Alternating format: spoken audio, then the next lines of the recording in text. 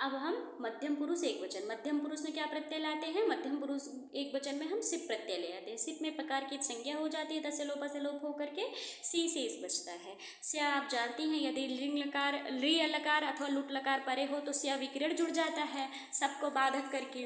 तो यहाँ पर धातु और प्रत्यय के बीच में स्या विकरण जुड़ गया। स्या होने से इसके आर्ध धातुकम शेष से आर्ध धातुक संज्ञा हो जाती है और आर्ध धातुक संज्ञा करने का फल यहाँ पर इट का आगम है। यदि वल प्रत्याहार परे हो तो आर्ध धातुक संज्ञक से होने की वजह से इट का आगम हो जाएगा धातु को बाद।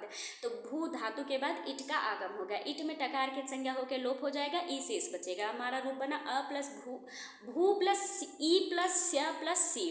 फिर लंग लुंग लिंग छठ उदात्त से यदि लिंग लकार लुंग लकार लंग लकार परे में हो तो धातु के पहले अट का आगम हो जाए। तो धातु के पहले यहाँ पे अट का आगम हो गया है तो टकार की संज्ञा होकर तस्य लोप से लोप हो जाएगा, अशेष बचेगा।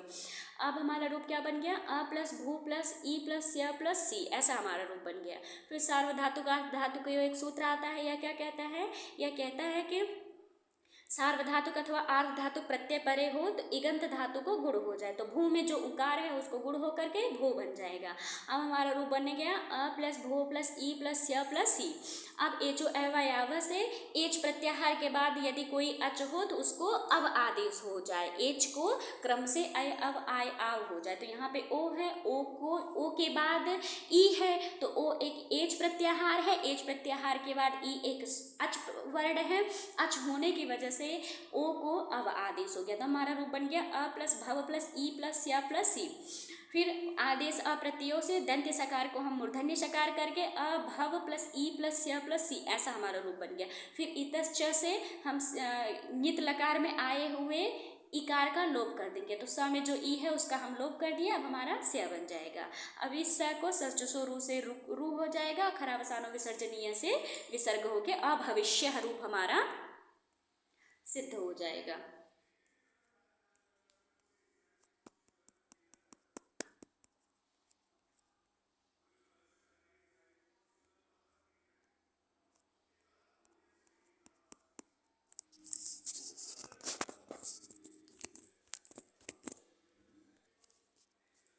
अब मध्यम पुरुष एक वचन का जो हमने सिप प्रत्यय से करके अभविष्य रूप बना लिया, अब मध्यम पुरुष द्विवचन और बहुवचन हम सिद्ध करेंगे। मध्यम पुरुष द्विवचन में कौन सा प्रत्यय लगता है, थस, और मध्यम पुरुष बहुवचन में कौन सा प्रत्यय लगता है, थ। सिप एक वचन में, थस द्विवचन में, थ बहुवचन में। तो जब हम थस जोड़ेंगे तो अभविष्यतम बनेगा, क्योंकि थस को तम आदेश हो जाता है और थ को तम आदेश हो जाता है। शेष प्रक्रिया वही है, इट का आगम होगा, अट का आगम होगा, फिर तस थस थ मिपाम ताम तम तामह से थस को तम और थ को तम हो जाएगा। सार्वधातुक अर्ध धातुकयों से भू के ऊ को गुण हो जाएगा, एचो अवाव से ओ को अब आदेश हो जाएगा, दंत्य सकार को आदेश प्रत्ययों से मूर्धन्य सकार होके अभविष्यतम और अभविष्यत रूप हमारा सिद्ध हो जाएगा। अब हम उत्तम पुरुष सिद्ध करेंगे। उत्तम पुरुष में हम मिप प्रत्यय ले आते हैं, भूस्य प्लस मिप।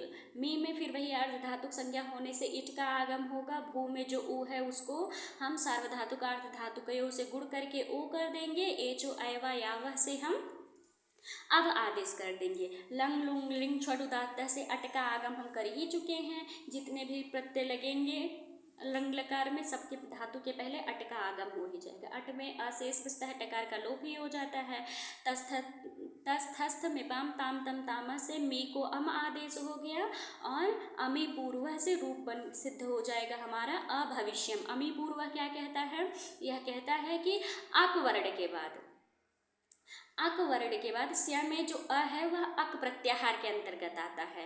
अक में अ ई उ रील री इतने वर्ण आते हैं। तो इन वर्णों के बाद यदि अम शब्द हो तो उस अम को पूर्व रूप हो जाए। तो इधर का आकार उधर का आकार दीर्घ होना था, स्या में जो अ है और अम का जो अ है दोनों मिलकर दीर्घ होना था, लेकिन अमी पूर्व से उसको पूर्व रूप हो गया, इधर का अ स्या के अ में मिल गया, तो अभविष्यम संधि कर देंगे तो अभविष्यम रूप हमारा सिद्ध हो जाएगा। इसी तरह भू धातु से हम वस प्रत्यय ले आएंगे और उत्तम पुरुष द्विवचन में, और उत्तम पुरुष बहुवचन में मस प्रत्यय ले आएंगे। वस और मस के सकार का नित्यम गीतः इस सूत्र से लोप हो जाएगा। नित्यम गीतः क्या कहता है? यह कहता है जितने भी गीत लकार होते हैं उन गीत लकार के उत्तम पुरुष में आए हुए सकार का नित्य लोप हो जाए। तो यह उत्तम पुरुष के द्विवचन और बहुवचन में सकार है, और यह ऋंग लकार एक गीत लकार होने से इसके सकार का हम लोप कर दिए। तो इस तरह जब हम सकार का लोप कर देंगे तो व शेष बचेगा, म शेष बचेगा। फिर से वही संधि गुण एचो एवा यावह से अब आदेश हो करके आदेश अप्रत्ययों से दंत सकार को मूर्धन्य सकार के अभविष्याव अभविष्याम रूप हमारा सिद्ध हो जाएगा। अभविष्याव अभविष्याम हमारा रूप सिद्ध हो गया।